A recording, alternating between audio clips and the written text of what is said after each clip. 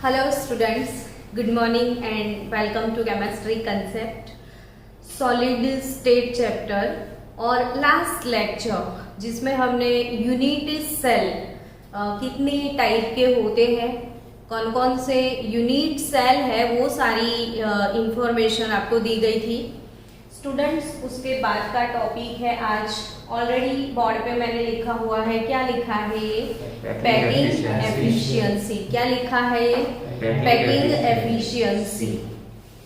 अब आपको एक बात बोलनी है कि जैसे पैकिंग, मान लो एक काम करो, आपके घर में ऐसा एक बॉक्स पड़ा हुआ है, ठीक है, क्या पड़ा हुआ है, बॉक्स। ये वाले बॉक्स के अंदर आपको लेमन भरने हैं। क्या भरना है, लेमन। लेमन का शेप कैसा होता है, स्फेरिकल होगा ना, और वही स्फेरिकल शेप अपने कंस्टिट्यूएंट पार्टिकल्स का होगा कि नहीं। हेलो एवरीवन, थोड़ा बहुत रिस्पॉन्स जैसा भी कुछ होता है कि वही स्फेरिकल शेप किसका होता है, कंस्टिट्यूएंट पार्टिकल्स का। मतलब चलो सोडियम क्लोराइड का क्रिस्टल बन रहा है, ठीक है, तो ये सोडियम, ये क्या है, क्लोरीन आए, ये कौन सा है, फिर से आएगा सोडियम, फिर कौन आएगा, क्लोरीन। तो सोडियम का शेप भी स्फेरिकल, क्लोराइड आयन का शेप भी क्या, स्फेरिकल। तो ये अपने कंस्टिट्यूएंट पार्टिकल्स हुए कि नहीं। अब व्हाट इज क्लोज पैकिंग, वो मेरे को समझाओ। क्लोज पैकिंग क्या, तो बहुत सारे पॉजिटिव आयन, बहुत सारे नेगेटिव आयन एक दूसरे के क्लोज आ जाएंगे, फिर क्लोज आके एक पैकिंग होगा।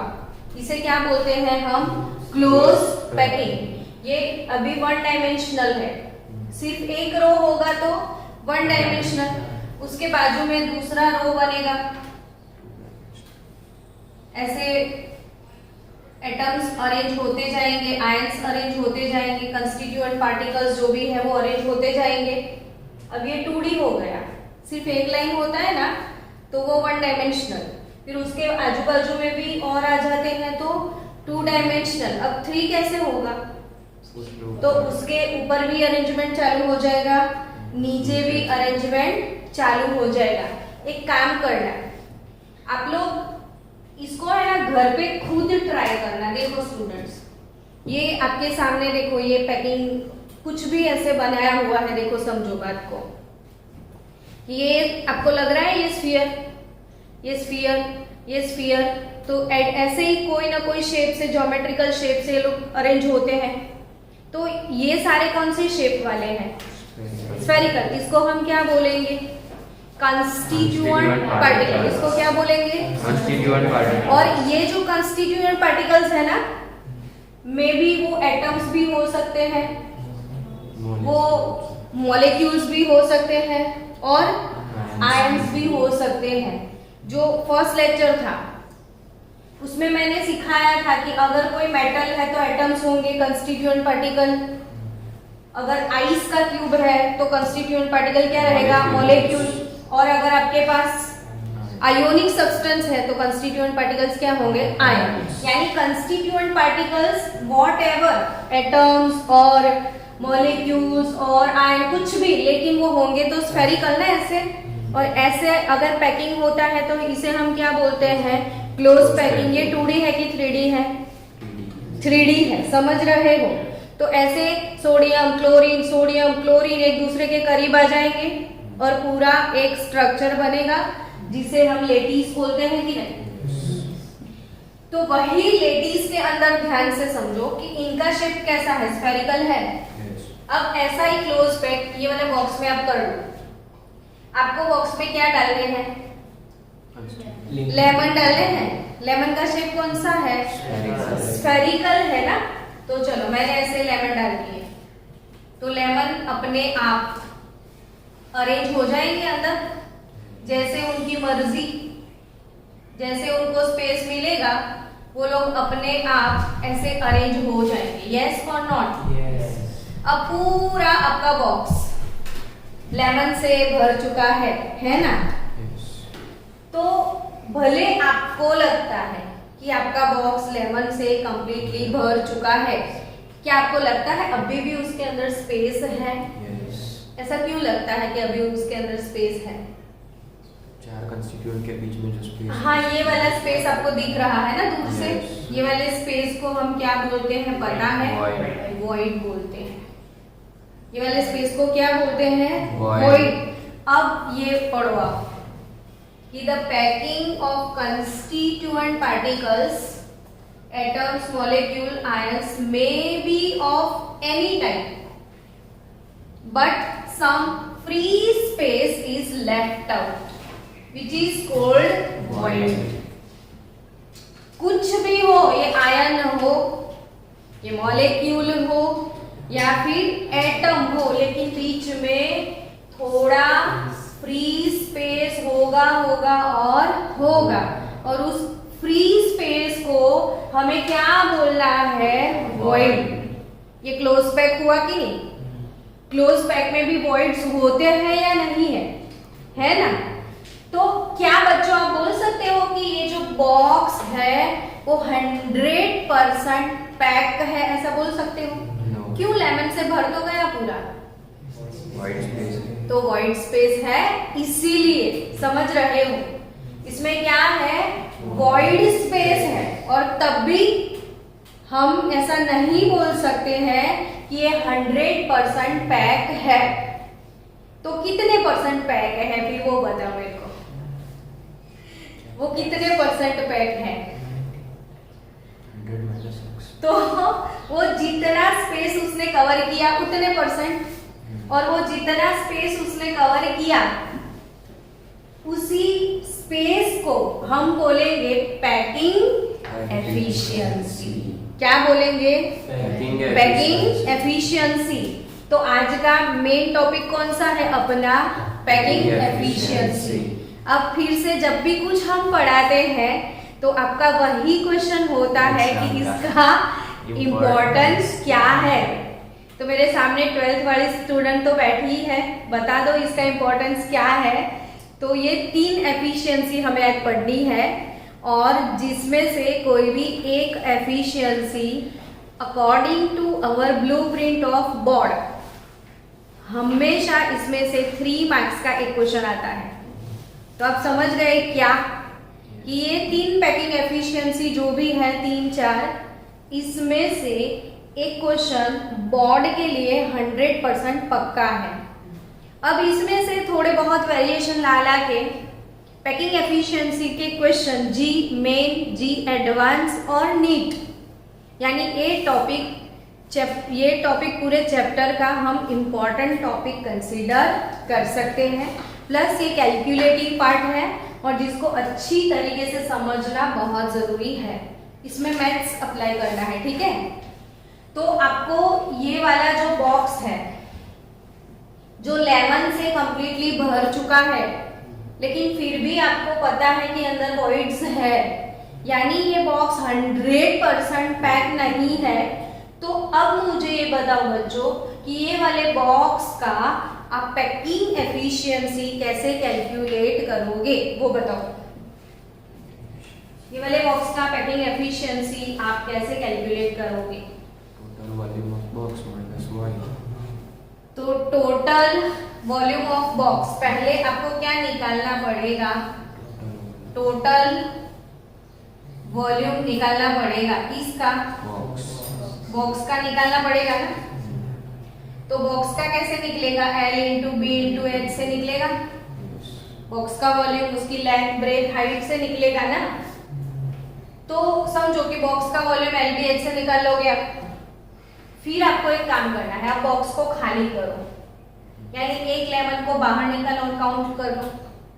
तो ये वाले बॉक्स के अंदर कितने लेमन है वो भी तो देखना पड़ेगा ना।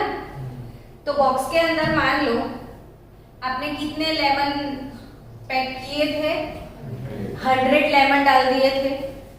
तो आपको क्या करना पड़ेगा? उन 100 लेमन का वॉल्यूम, टोटल वॉल्यूम निकालना पड़ेगा।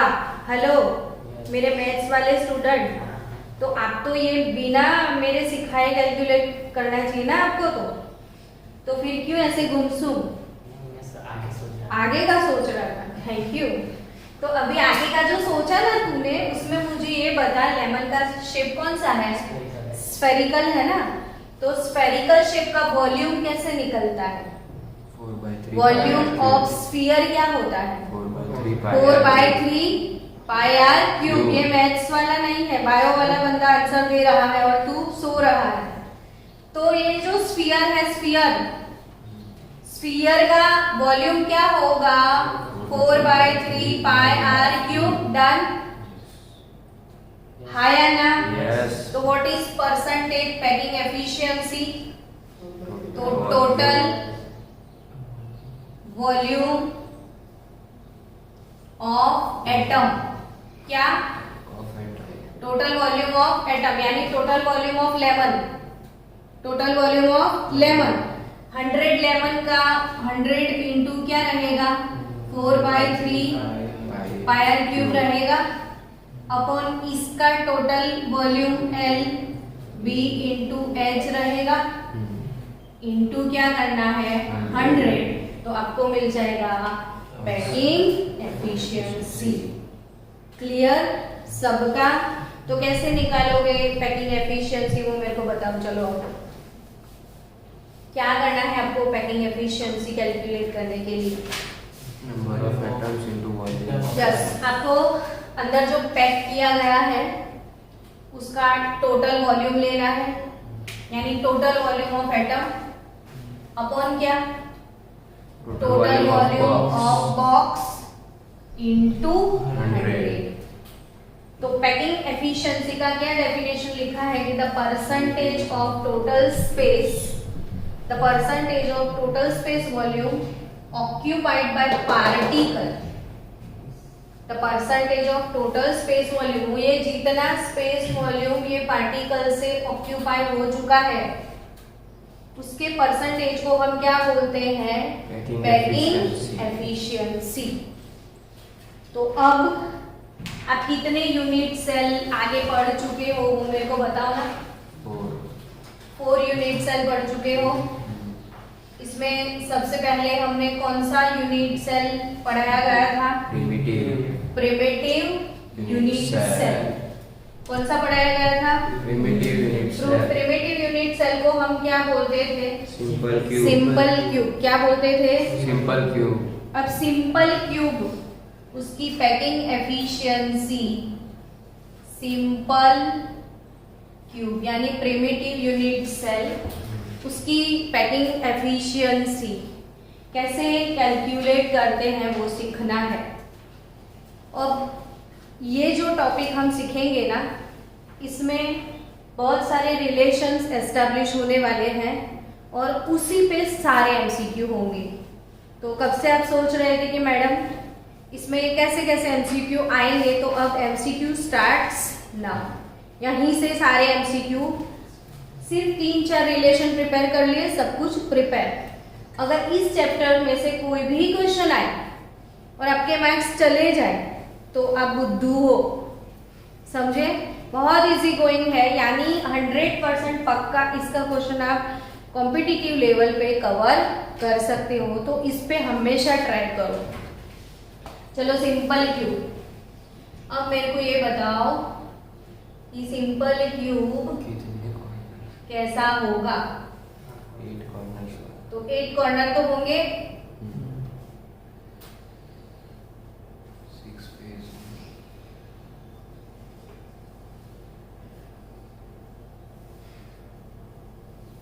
अब सिंपल क्यूब ड्रॉ करना आपके लिए बहुत इजी हो गया।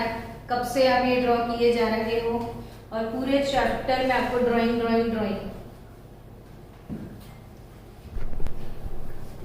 चलो स्टूडेंट, सिंपल क्यूब। अब मेरे को ये बताओ, सिंपल क्यूब में जब पैकिंग होता है तो एटम्स कौन कौन से लोकेशन पे होते हैं? किसको सिंपल क्यूब बोलते हैं? 8 कॉर्नर्स ओनली। 8 corners only. आप एक काम कर सकते हो, देखो रुको मैं आपको सिंपल क्यूब दिखा दूं। वो पोस्टमार्टम के हिसाब से कुछ आइडिया सीखने को मिलेगा, ये पुराना जो नहीं है। देखो ये सिंपल क्यूब, समझ गए? देखो ऐसे पैकिंग होता है सिंपल क्यूब में, लेकिन स्पेस नहीं होगा, तो एक दूसरे के क्लोज कर दो।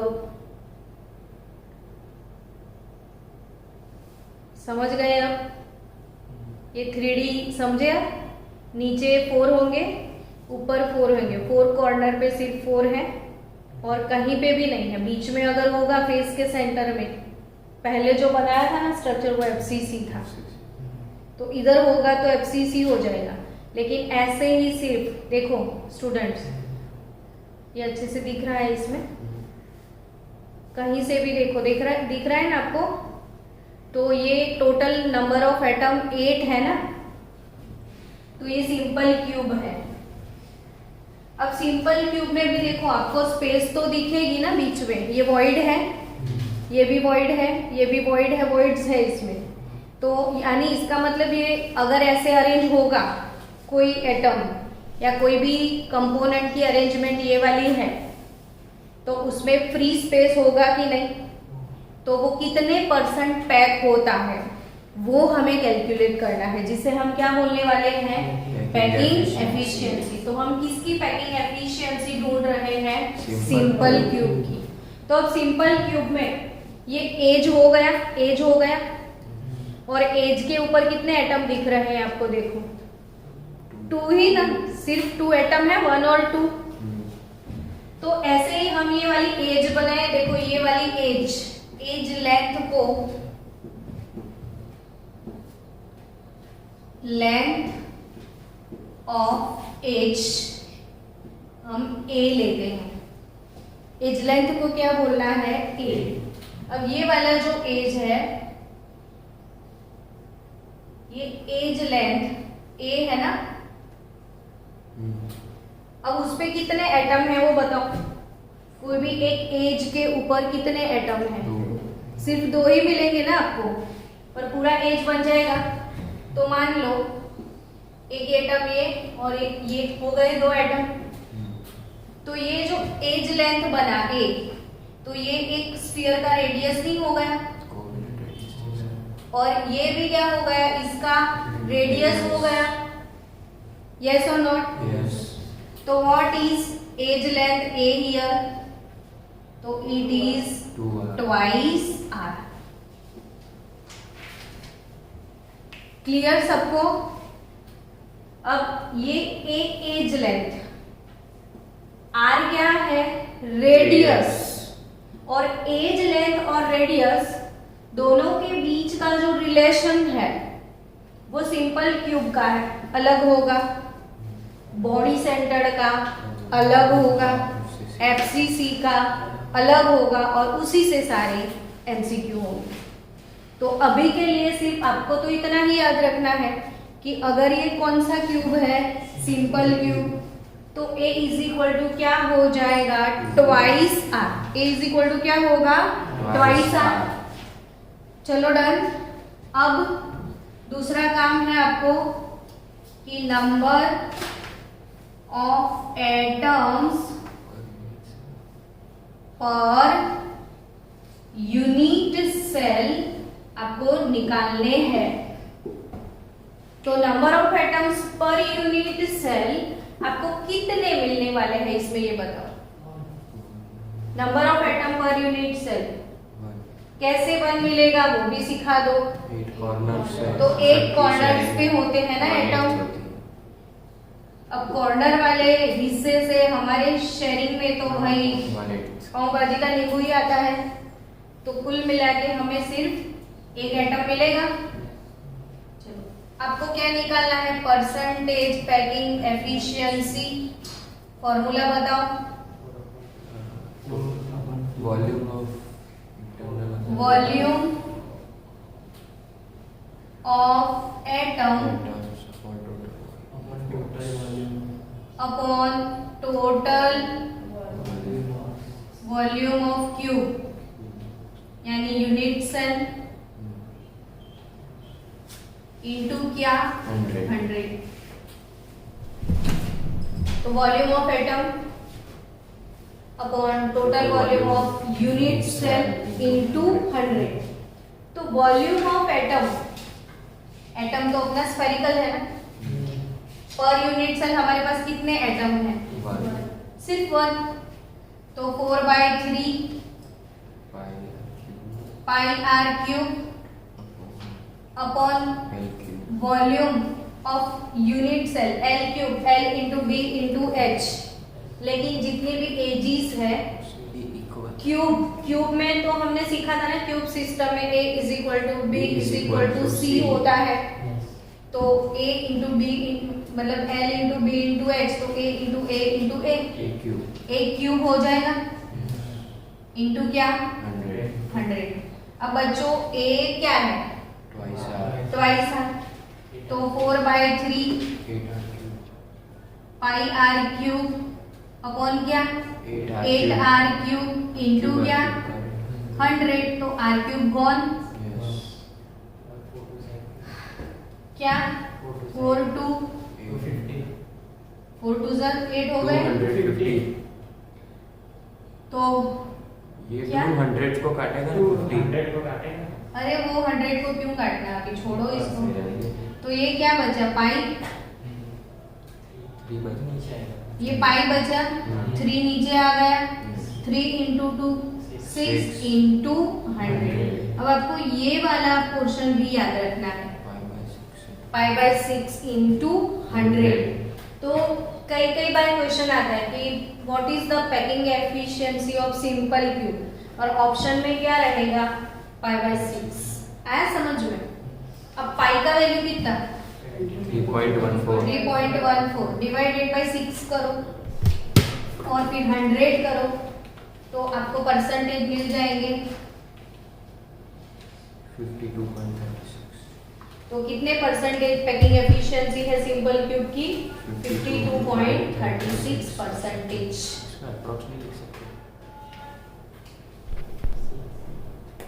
ચલો સ્ટુડન્ટ્સ, આના પછી બીસીસી નું પેકિંગ એફિશિયન્સી છે ને, તો એ આપણે 10 મિનિટમાં ખતમ થાય એવું જ નથી, ને મને એમાં બહુ બધું એક્સપ્લેન કરવાનું પણ હશે, તો આપણે હા આ બંધ કરી દે।